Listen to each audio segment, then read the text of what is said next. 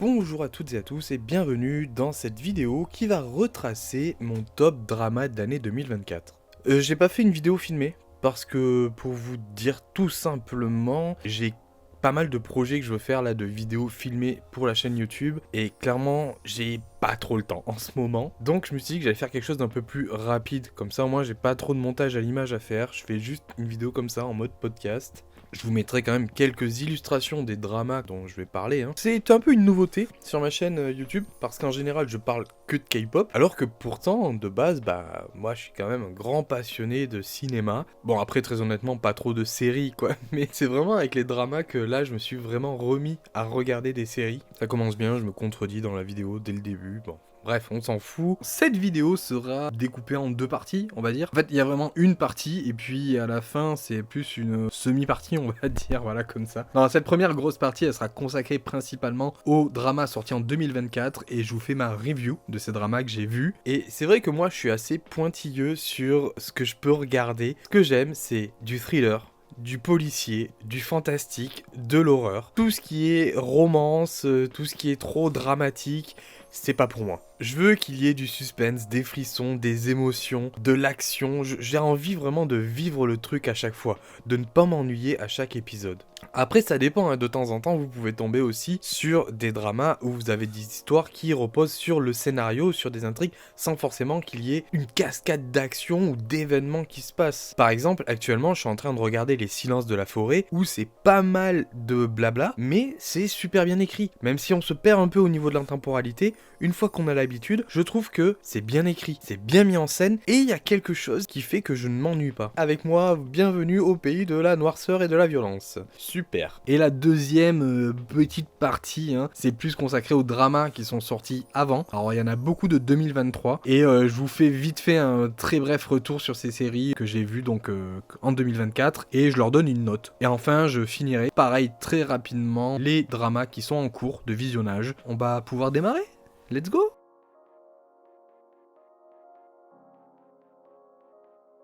Et donc le premier drama dont j'ai envie de vous parler, c'est un drama qui a débuté fin décembre et qui s'est terminé début janvier 2024. C'est une grosse dinguerie, une grosse claque que je me suis pris dans la gueule. Il s'agit de Death Game, le jeu de la mort. Avec au casting notamment So In-guk, Park So-dam, mais aussi toute une farandole de comédiens ultra connus, que ce soit la magnifique, sublime Go Yeon-jung ou encore Lee Do-yeon, Siwon, Oh Jung-se et plein d'autres après, mais bon, je vous avoue que je connais pas trop en fait les acteurs coréens dans les dramas. Mais en tout cas, voilà, il y a quand même un gros casting derrière, et c'est justifié notamment par rapport à tout ce que ça raconte dans l'histoire. Parce qu'on est là avec un type, Yi-jae, sa vie c'est pas ouf, il y a plein de merde qui lui tombe sur la gueule, et il décide d'en finir. Et sauf que quand il en finit, il se retrouve nez à nez avec la mort, qui est interprétée par Park So-dam. Et suite à cet acte, la mort, elle veut le punir. Et pour ça, elle lui fait vivre plusieurs fois une mort douloureuse, de plus en plus douloureuse. Et comment? En se réincarnant dans plusieurs individus. Et son but à lui, ça va être d'essayer de déjouer la mort, d'essayer de sauver ces vies-là. Et derrière aussi, d'en tirer une leçon. Enfin ça, c'est ce que Yi-jae va comprendre au fur et à mesure. Donc en gros, vous avez une sorte de Code Quantum, version un peu plus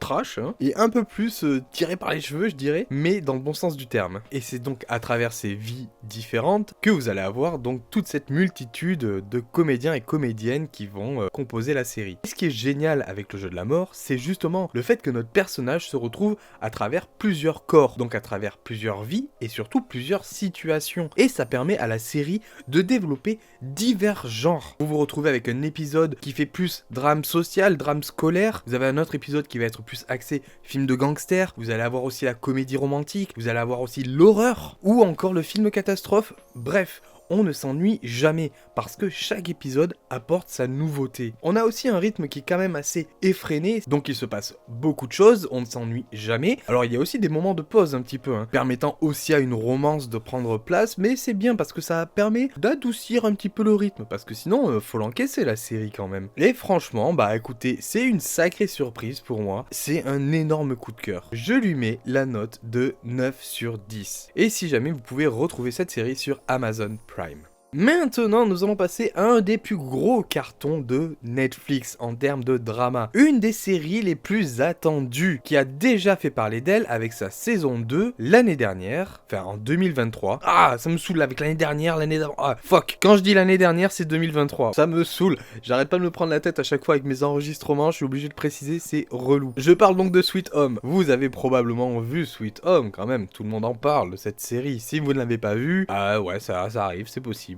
Là, je vais vous parler de la saison 3, pas de la saison 2. Bon, si, je vais vous parler quand même de la saison 2. Parce que la saison 2, contrairement à beaucoup, bah moi je l'ai bien aimé cette saison. On est sorti du huis clos. Tous les personnages ont quitté leur résidence. Cette fois, ils sont livrés à eux-mêmes dans le monde extérieur. Et là, on change drastiquement de registre. On est dans la survie dans un monde ouvert. Et franchement, j'ai trouvé cette idée très bien. Et Gominchi, qui est un peu plus mis en avant, qui est même le personnage principal de cette saison 2, en mode Lara Croft, eh ben je valide totalement. Parce qu'on est passé d'un personnage qui était quand même un peu en retrait, insipide, râleuse, qui était quand même aussi intéressante, à une figure héroïque et aussi torturée. Et franchement, je trouve son personnage vraiment très bon. Et ce qui est intéressant aussi, c'est d'avoir présenté voilà, de nouveaux personnages qui se sont développés petit à petit. Mais bon, je vous ai dit, je voulais surtout parler de la saison 3. Voilà, la saison 2 pour moi, je lui mets un 8 sur 10. Mais la saison 3, pour le coup, bah, j'ai été gravement déçu. Déçu parce que tout ce qui a été amené avec la saison 2, que je trouvais bien, bah, ça a été pour moi bâclé. Notamment avec des personnages. On avait des personnages super intéressants qui ont été complètement foutus à la poubelle dans la saison 3. On avait déjà eu le cas aussi en début de saison 2 avec des personnages de la saison 1. Sauf que dans la saison 1, ces personnages avaient quand même brillé. Là, dans la saison 2, ils ont eu le temps un peu d'exister, de faire parler d'eux, mais dans la saison 3, là où ils pouvaient être encore plus mis en avant, ils sont nuls. Et je parle notamment de la chef qui a dans le stade qui, pour moi, a été complètement bâclé. Par contre, le personnage interprété par Yang Yeji, qui, je sais plus quel rapport elle a avec la chef, je sais plus si c'est sa fille ou un truc comme ça, non pas sa fille du coup, mais bref, elle a un rapport avec la chef qui, je trouve, commençait à être super bien développé dans cette saison 3, et au final, pas terrible quoi. Et même par rapport aux personnages principaux, Hyunsu, excusez-moi, mais au niveau de l'écriture du personnage, la direction de l'acteur, c'est pas terrible. Je dis pas que lui joue mal, mais ils ont mal écrit son personnage. Pareil pour le personnage de Eun-hyuk, joué par Lee Do-yeon. Enfin, là on a deux grands acteurs, et excusez-moi, mais les personnages sont vides, sont insipides, ils sont chiants. Eun-hyuk serait pas revenu, ça serait la même. Alors peut-être que oui, on se dit que ça peut apporter quelque chose au personnage de Gominchi, donc Eun-yu, qui pour moi est le meilleur, une fois encore, et pas tant que ça en fait. Et je m'attendais vraiment à un truc avec un gros affrontement final, et non, c'est pas terrible, vraiment pas terrible. Même par rapport à la gamine,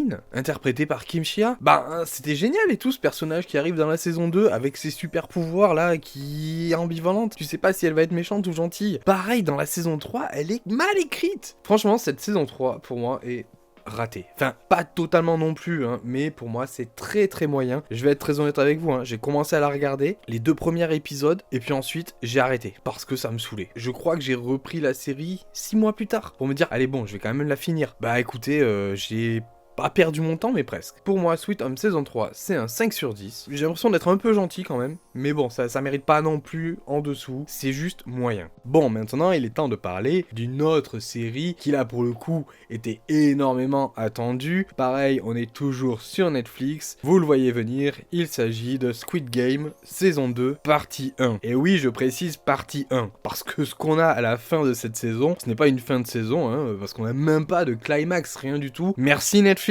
super l'écriture. Alors je dis merci Netflix, mais je vais revenir là-dessus. Pour moi, c'est une saison, déjà je vais aller direct dans le lard, c'est une saison qui est super mal écrite. Le premier épisode, excusez-moi, mais c'est chiant à mourir. Il faut attendre 45 minutes, vous voyez de quelle séquence je parle, une séquence assez trash, pour que enfin il se passe quelque chose. Tout le long, c'est de la mise en place d'une enquête ou autre, mais qui patine. Ok, le personnage de Lee Jung-jae, Gi-eun, il veut se venger, on a compris ça. Il veut mener son enquête, il recrute des gars à droite à gauche, ils veulent pister où est le personnage là de Gong-yoo, j'ai oublié son nom. Son but est d'arrêter le jeu, on a compris, voilà tous ces enjeux, on est d'accord. Mais clairement, un premier épisode, il est censé te scotcher pour le reste de la saison. En général, c'est comme ça qu'on construit un épisode pilote. C'est un épisode qui va être déterminant, donc on va proposer à un public, et en fonction des réactions, des retours, eh bien, on va valider la suite de la série ou non. Et c'est là que tu dois mettre tout en place à travers ce premier épisode, créer quelque chose, une attente. Et le problème aujourd'hui avec Netflix, qui va acheter toutes ces séries et surtout qui s'est conforté dans le binge-watching, à te sortir une saison complète d'un coup, plutôt que de te faire attendre chaque semaine, eh bien, c'est qu'ils en ont plus rien à foutre de comment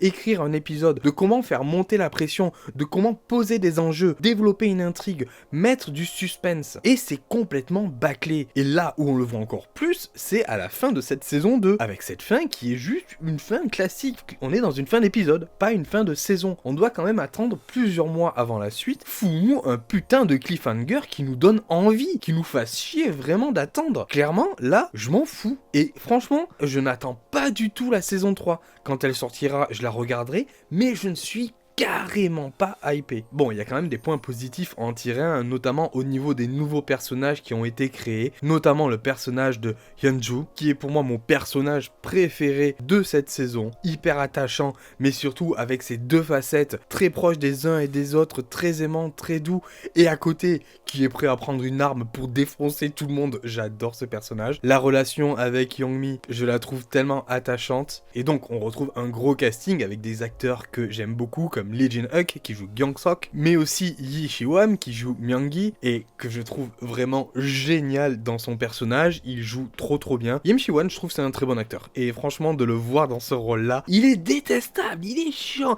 mais il est logique aussi. Il est hyper logique. Il fait fermer son clapet aux autres et ça le rend encore plus chiant. Mais je l'adore. Vraiment, Yim Shi-won est génial. Bon, bien entendu, j'ai envie de parler de Jo Yori aussi qui interprète le personnage de Jun-hee et que j'aime beaucoup. Bon oui, je suis un peu biaisé parce que c'est Yori. Mais bon, en attendant, je trouve pour l'instant, même si le personnage a mis du temps à avoir un peu des paroles, hein. Au début j'avais l'impression que c'était une backdanceuse dans un groupe de K-pop, hein, qui venait juste pour faire ses petites respirations dans une chanson. Non, justement le personnage arrive, se développe et c'est très bien. Je trouve que c'est intéressant justement en plus sa relation avec le personnage de Yim Shi-won. Donc j'ai vraiment hâte de voir comment ça va vraiment se développer tout ça et surtout par rapport à ce que elle porte de son côté. T.O.P. Thanos, génial dans son rôle, vraiment. Il était détestable, il était chiant, mais il était trop drôle, il était fandard. Il était un peu peut-être dans l'exagération et tout, mais c'est le personnage qui veut ça. Et franchement, je l'ai trouvé super. Et numéro 11, joué par Park Yu-young, actrice pareil que j'aime beaucoup. Et franchement, je trouve son personnage impeccable. J'ai hâte de voir ce que ça va devenir son personnage dans la saison 2. Parce que bon, il est encore toujours très mystérieux là aujourd'hui. Mais je pense que là, on a un des personnages les plus intéressants au vu de sa position, au vu de son passé, tout ça. Donc hâte de voir ce qui va se passer. Au final, c'est plus du côté de l'écriture des personnages que je suis satisfait avec Squid Game 2. Mais le reste, ouais, au niveau de l'histoire, c'est pas ouf. Bon, les jeux quand même, ils ont réussi à se renouveler là. Le jeu où ils sont sur la roue là, et ça tourne, il y a les portes. Je trouve que c'est l'un des meilleurs jeux et au niveau suspense, voilà, qu'ils aient écrit, qu'ils aient pensé. Cette séquence là, bon, m'a brisé le cœur, hein. Vous savez pourquoi si vous avez vu la série. En tout cas, bon, comme je vous dis, hein, je suis pas hypé pour la suite, mais je serai là pour regarder quand même. Mais pour moi, ça a été un peu bâclé. Donc pour moi, c'est un 6 sur 10, cette saison 2 de Squid Game. Ensuite, j'ai envie de parler de Bargain, le prix à payer, que vous pouvez trouver sur Amazon Prime. Et là, on a un casting plutôt cool, avec notamment deux acteurs connus, très connu, hein, vous connaissez, c'est sûr, hein. Jin Sung-kyu et Jeon Jong-so. Jin Sung-kyu, que vous avez peut-être vu dans Demon Catchers, Korean Fried Chicken, et Jeon Jong-so, que vous avez sûrement vu dans Ballerina ou le chef-d'œuvre de Lee Chang-dong, Burning. Si vous n'avez pas vu ce film, allez le voir. Et surtout, regardez-le 2, 3, 4 fois pour vraiment comprendre. Parce qu'en fait, plus vous le voyez, plus vous le comprenez ce film, plus il est fascinant. Enfin, en tout cas, moi, c'est l'expérience que j'en ai tirée. Mais revenons à Bargain. Bargain, c'est l'histoire, pour ceux qui l'ont pas vu, c'est vrai que j'aurais pu faire des pitchs pour les autres dramas, mais je me suis dit que Sweet Home et Squid Game 2, vous connaissez. Donc bon, désolé. Mais pour Bargain, c'est l'histoire d'un gars qui se retrouve kidnappé par des vendeurs d'organes. Et donc il assiste à la scène, il est présent lorsque ces organes vont être mis en vente à des particuliers qui ont besoin de ces organes pour sauver des membres de leur famille. Sauf qu'il va y avoir un tremblement de terre et le bâtiment dans lequel il se trouve va s'écrouler. Donc il va en profiter pour s'échapper et son but, ça va être de sortir vivant de ce bâtiment des décombres, aidé notamment par Ju-young, Yang, donc qui est interprétée par Jeon Jong-soo, qui elle était celle qui s'occupait en fait de gérer la vente d'organes, de ses organes. Donc c'est assez marrant le rapport qu'il va y avoir entre les deux. Et donc voilà, ils vont devoir s'échapper en affrontant les différentes sbires qui vivent dans ce bâtiment. Et la particularité de cette série, c'est que c'est un plan séquence. Alors je crois qu'il y a 5 épisodes seulement ou 6, je sais plus, mais c'est un plan séquence. C'est-à-dire un seul plan, une séquence en un seul plan. Bien entendu, c'est un faux plan séquence, hein, vous vous doutez. Il y a des moments où ça a coupé. Mais l'effet est là. On le ressent très bien, et ça je trouve que c'est très intéressant, c'est original, surtout de le faire sur 5 épisodes. Non, il y a 6 épisodes, je me suis trompé, pardon. Ouais, c'est intéressant parce que ça donne quand même pas mal de rythme et tout à la série, permet d'accentuer une certaine tension, d'être dans l'immédiat, et se douter qu'il va se passer quelque chose à n'importe quel moment. Cependant, au final c'est pas énormément respecté ça, et il y a plein de petits moments où je me suis un petit peu fait chier. Les premiers épisodes sont vraiment captivants, je dirais les 2-3 premiers, mais ensuite,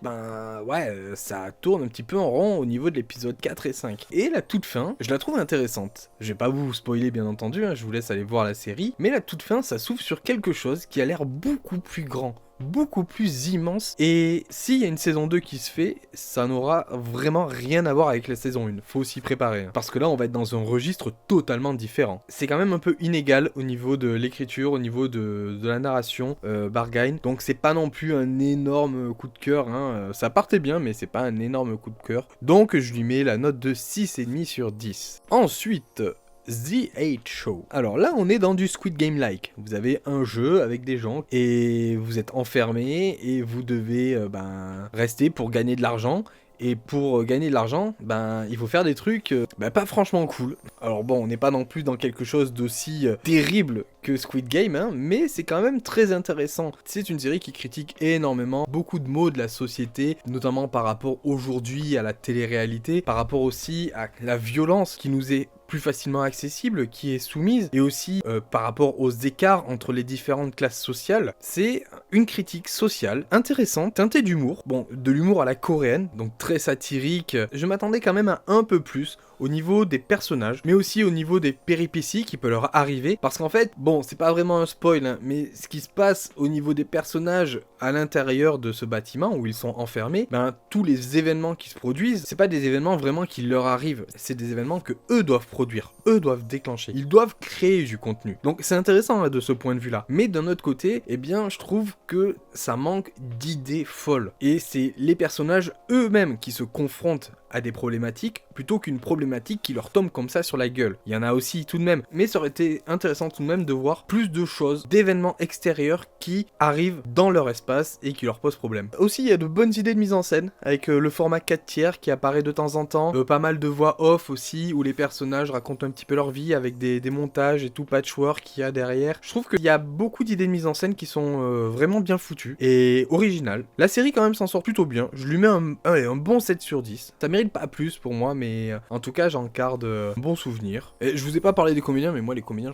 je vous avoue, j'en connaissais aucun, hein, donc je vous laisserai aller voir le casting, peut-être que vous connaissez. Ensuite, tac, je vais vous parler de A Shop for Killers. Une série que vous pouvez voir sur Disney+, avec Kim Ye-jun dans le rôle de Jung Ji-han, et surtout le beau gosse, magnifique, charismatique Lee Dong-wook dans le rôle de Jung Ji-man. Donc l'histoire, ça commence, c'est une fille qui est dans une maison, qui se fait attaquer par des gars dans tous les sens, avec des snipers, des flingues, des explosifs, bref. Et là en fait, tu reviens en arrière et tu comprends qu'est-ce qui se passe. Et tu vois un peu le passé de l'oncle de cette fille qui a baigné dans des trucs un peu bressons. Et elle en fait derrière, elle se retrouve dans cette maison, attaquée par les fantômes du passé de son oncle. Et c'est une série assez barge, remplie d'action, vraiment ça pète dans tous les sens. Il n'y a pas une grosse histoire développée, hein, bien entendu, sauf quand on a des flashbacks qui reviennent sur nos personnages principaux, et raconter qui ils sont, hein, autant les héros que les antagonistes. Ça permet de donner quand même aussi une profondeur, hein, à ces personnages et à s'y attacher. On a de la trahison aussi là-dedans qui est plutôt bien foutue, mais même si c'est pas une série avec une grosse histoire au final, principalement c'est une fille qui doit survivre au milieu d'assaillants armés jusqu'aux dents, ça reste complètement fandard et ça reste intéressant. J'ai pas lâché du début à la fin, je me suis éclaté devant cette série. Au point que quand elle est finie, je me suis dit c'est un petit peu trop court, mais heureusement, il y a une saison 2 qui est en pourparlers. Normalement, ça s'annonce bien. C'est pas encore totalement confirmé, mais en tout cas, c'est en discussion. Tout le monde a l'air intéressé apparemment, donc j'ai vraiment hâte de voir ce que ça va nous proposer pour cette saison 2. Mais j'aimerais bien que ça reste sur la même idée que la saison 1, mais bien sûr dans un contexte différent, pour que ça soit pas non plus totalement la même chose. Parce que c'est ça aussi qui fait l'originalité, je trouve, de cette série, c'est le côté huis clos. Même s'il n'y a pas que du huis clos, c'est ce côté huis clos avec la fille prisonnière un peu de cette baraque avec tous ces tueurs autour d'elle qui veulent lui faire la peau. Et donc, pour A Shop for Killers, je lui mets 7,5 sur 10.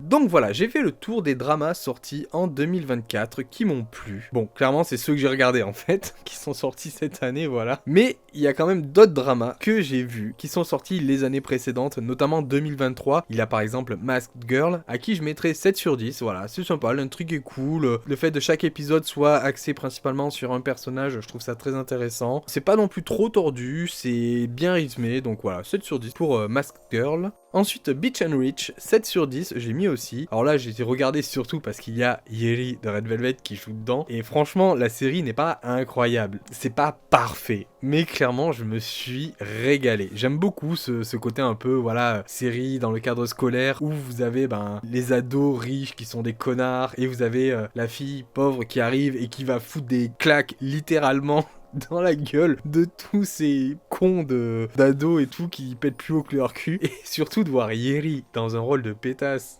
qui en plus se prend des claques dans la gueule, je trouve ça génial. Et puis même comment la relation va évoluer entre le personnage de Yeri et du personnage principal, je trouve ça super intéressant. Donc ouais, 7 sur 10 pour Beach and Rich. Ensuite, j'ai vu aussi Silent Sea, qui est le drama avec lequel j'ai commencé ce marathon d'un an de drama coréen. Et celui-là, je lui mettrais 7 sur 10. Il y a de très bonnes idées de mise en scène, très belle lumière, surtout il y a deux séquences qui m'ont marqué, celle où ils sont au tout premier épisode je crois, quand ils doivent se dépêcher de rejoindre la base spatiale, voilà tout ce qui est les décors, le travail de la lumière, le suspense, le rythme de cette séquence, je l'ai trouvé génial. Ensuite il y a aussi une autre séquence où il y a un ascenseur là qui descend dans un cratère, pareil là aussi je trouve au niveau de la lumière il y a un travail qui est fait qui est sublime. Mais bon la série est un peu, ouais au niveau du rythme parfois c'est un petit peu chiant, donc je mets un 7 sur 10. J'ai découvert aussi Strangers from Hell. Là aussi grosse claque avec Im Shi-hwan et Lee Dong-wook qui jouent dedans. Le duo est juste énorme. Il y a quelques petits moments qui m'ont un peu lassé à un moment donné dans la série, mais globalement je la trouve super bien écrite. Elle est très cinématographique, vraiment j'avais l'impression de mater un film Et je trouve super intéressant de voir comment le personnage de Im Shi-hwan est en train de basculer tout au long de la série. C'est génial. Cette série on me l'avait conseillé pendant le confinement, donc en 2020. Je l'ai pas vue, c'est en 2024 que je me suis décidé de la voir, et franchement ça aurait été marrant que je le regarde pendant le confinement avec mes potes avec qui j'étais confiné. Ça aurait pu être drôle. Et il y a aussi La Traque dans le sang, sacrée découverte ça aussi. Série pure shonen avec deux potes qui font de la boxe et qui viennent casser la gueule à des mafieux. C'est vraiment génial, j'ai adoré le rythme. Les deux personnages sont super sympas, hyper attachants. Et en plus de ça, on a des scènes de baston qui sont vraiment géniales. Super bien chorégraphiées, super bien filmées. On voit les coups, on les ressent, c'est très réaliste. Franchement, j'ai pris pour le coup une bonne droite dans la gueule avec cette série. Et je lui mets un 8 sur 10. Et Strangers from Hell, j'ai oublié de noter, je lui mets un 8 sur 10 aussi. Et il y a quand même une série dont j'ai envie de vous parler absolument, que j'ai vue cette année 2024. Il s'agit de Moving, les pouvoirs de l'ombre. C'est une série dont je pourrais parler pendant super longtemps parce que c'est ma série, mon drama en tout cas, préféré. Je lui mets un 10 sur 10. Ce drama est juste incroyable. C'est beau, c'est grand, c'est génial. C'est un peu comme les X-Men, mais